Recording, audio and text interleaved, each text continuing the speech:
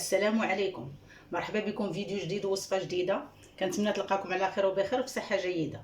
الوصفه ديال اليوم غنديروا واحد خبيزات صغيورين ولا نسميوهم بطيبيطات صغيورين بزاف، كيجيو زوينين في المذاق وحتى في المنظر. يصلحوا نديروهم في الفطور اولا نديروا بهم ساندويتشات، وحتى في رمضان يصلحوا داك الساندويتشات الصغيورين اللي كنديروا في رمضان. ندوزو دابا نشوفوا المقادير وطريقه التحضير. بالنسبه للمقادير، عندي الخميره، معلقه كبيره ديال الخميره، 2 معالق كبار ديال السكر سنيده، عندي معلقه صغيره ديال الملحه على حسب الذوق، بيضه، عندي كاس د الماء و2 كيسان ديال الحليب دافيين، و4 كاس ديال الزيت، والطحين طبعا. اذا بالنسبه للطريقه ديال تحضير هاد الخبيزات، الحاجه غناخذوا شي حاجه اللي غنعجنوا فيها. نديروا فيها الخميره وسنيده والماء، الماء دافي والحليب، هاد السوائل من غير الزيت. نحركوهم مزيان ينسجموا. اذا كنخلطوا مزيان حتى ينسجموا داك العناصر وتذوب داك الخميره ويذوب السكر واحد شويه.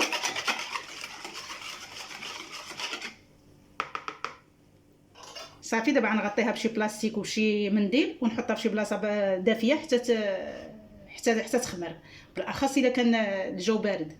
خليوها حتى تفاعل الخميره مزيان واحد ربع ساعه وغنرجعوا. ها الخميره تفاعلات كما كتشوفوا. دابا غنزيدوها هاد البيضه من الاحسن تكون بدرجه حراره المطبخ باش ما تبرد لكمش العجينه وتخمر لكم.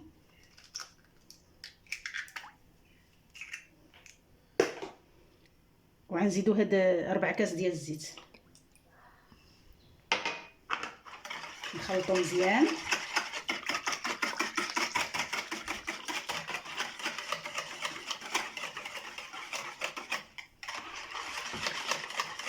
ونبقاو كنزيدو الطحين دابا. هذا عندي بقياس كاس العنبه.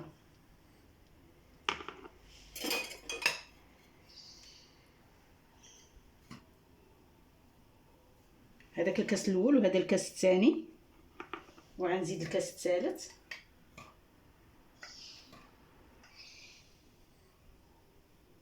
وغنضيف هاد الملحه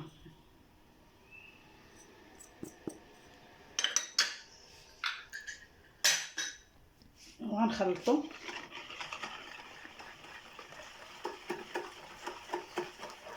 ونبقى نضيف الطحين حتى تجمع لي العجينه.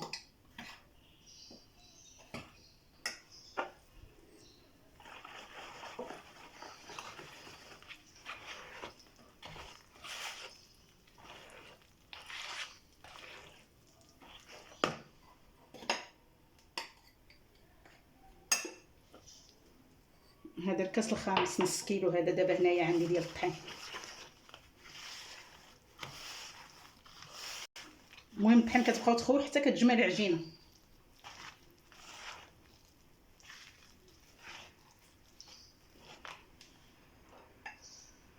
هنا عندي كاس ديال الطحين واحد اخر.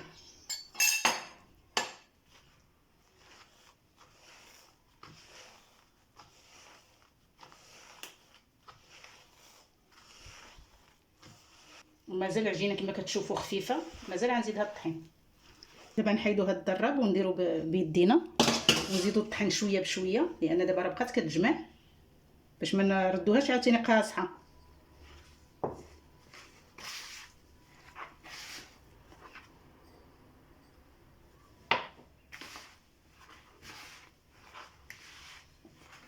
ونبقاو نجمعوا العجينه حتى تجمع لينا.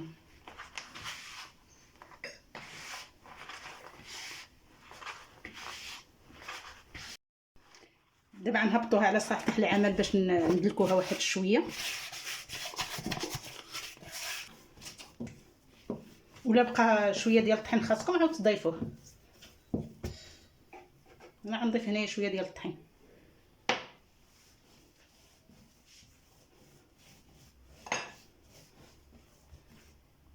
عجينه دلكسه واحد شويه. دابا راه هزت لي تقريبا 700 غرام ديال الطحين، 7 ديال الكيسان. دابا غادي ندهنها بشويه ديال الزيت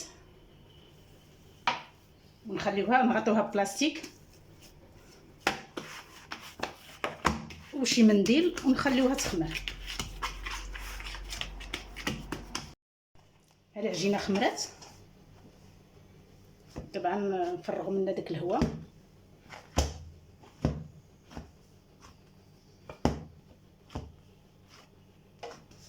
ونحطوها هنايا على سطح العمل.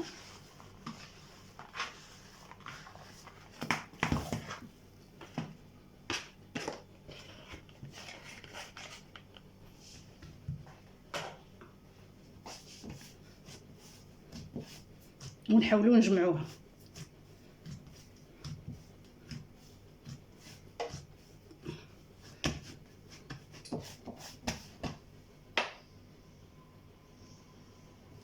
وغنخليه هنا واحد شويه باش تبغي تطلق لينا، لان خصنا نطلقوها بالدلاك. غير واحد شويه، غير شي 2 دقائق. دابا عاد نبداو نطلقوها. دائما نديروا شويه ديال الطحين باش ما تلصقش لينا، ونبداو كنطلقوا.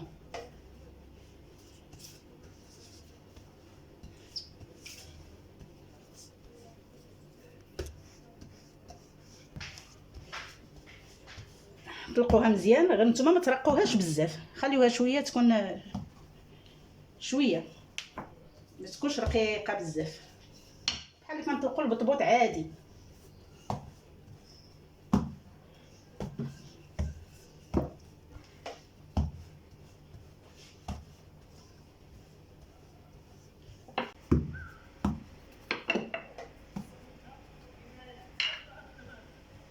صافي نطلقوها بحال هكذا.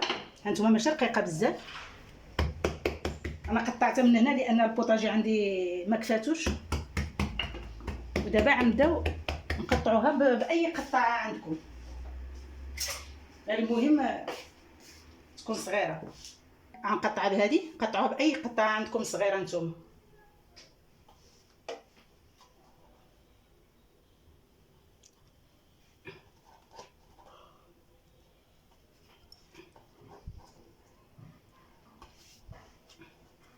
دابا غنهزوهم ونحطوهم على شي منديل.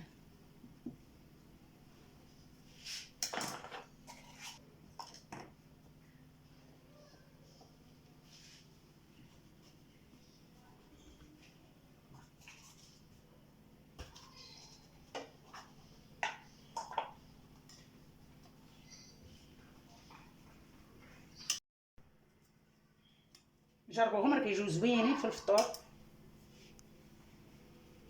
ولذيذين. هذا داك الطرف اللي كنت حيدت من داك الخبزه الكبيره طلقتو كنقادو، وداك اللي شاطوا ليا راه جمعتهم ودرتهم خبزه وخليتهم باش نعاودهم. هادو اللي شاطوا كنجمعوهم بحال هكذا.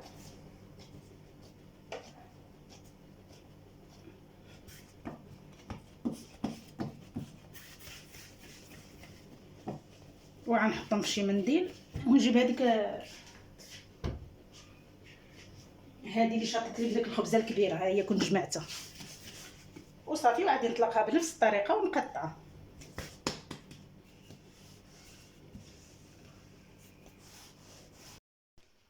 انا كملت دابا، ومني كملت لقيتهم خماروا شويه. ها نتوما شوفوا راه خامرين.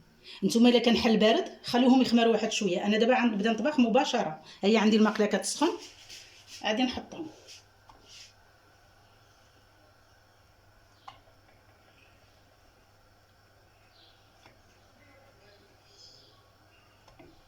خليهم يتحمروا من التحت، عاود تقلبوهم يتحمروا من الفوق. راه كيجيو زوينين ولذيذين وكيجيو مع الفطور من داك الشيء. وكما قلنا حتى الساندويتشات تعمروهم باي حاجه وتعطيوهم للدراري المدرسه، كيصلحوا لكل شيء. خريجات البحر، اي نوع من انواع الساندويتش يمكن لكم ديروه في هادو، حلو ولا مالح كما بغيتو.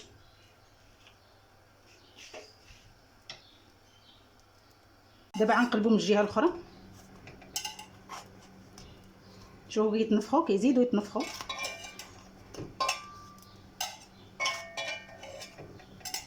وغنستمروا بحال هكا حتى نطيبوهم من الجهات بجوج. نطيبوا من الوجه الاخر هانتوما.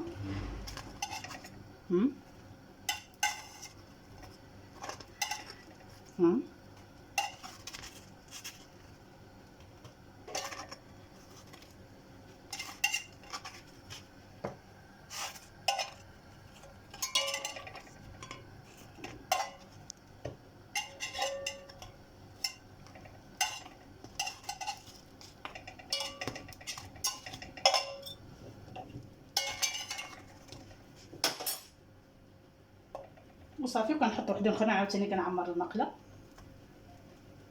حتى كنساليهم كاملين.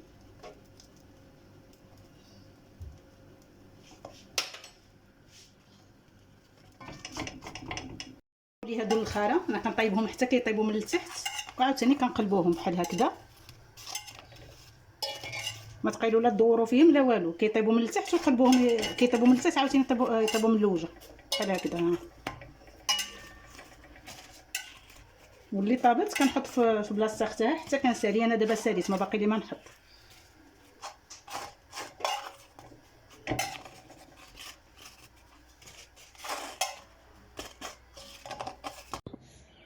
هو الشكل ديالهم كيفاش كيخرج، والكميه اللي عطاتني هي هذه. كيعطي كميه كبيره، ومازال كاينه واحد الطبسيل صغير راه ديتو على الطبله. كيعطي كميه كبيره، 2 كيسان الحليب وبيضه كتعطي هذه الكميه كامله، والمذاق كيجي رائع. مثلا نعمروها بالشكلاط ولا نعمروها باي حاجه، حتى ساندويتش مالح الا بغيتو كتجي زوينه. تعطيوهم الدراري المدرسه كيجيوهم صغيورين هكا مزيونين. الدراري كيبغيو الحاجه صغيره، وحتى في الدار كيجيو كيوت زوينين. هانتي بحال هكذا كيجيو رائعين. هذا الشكلاط هذا راه شكلاط منزلي، انا غنخليكم في صندوق الوصف، راه عندي في القناه. وكيكون هذا هو الشكل النهائي ديال الوصفه ديالنا اليوم. كنتمنى يعجبكم الفيديو، وإلا عجبكم ديروا لي اللايك والبارطاج. خليكم على خير، والى فيديو قادم ان شاء الله.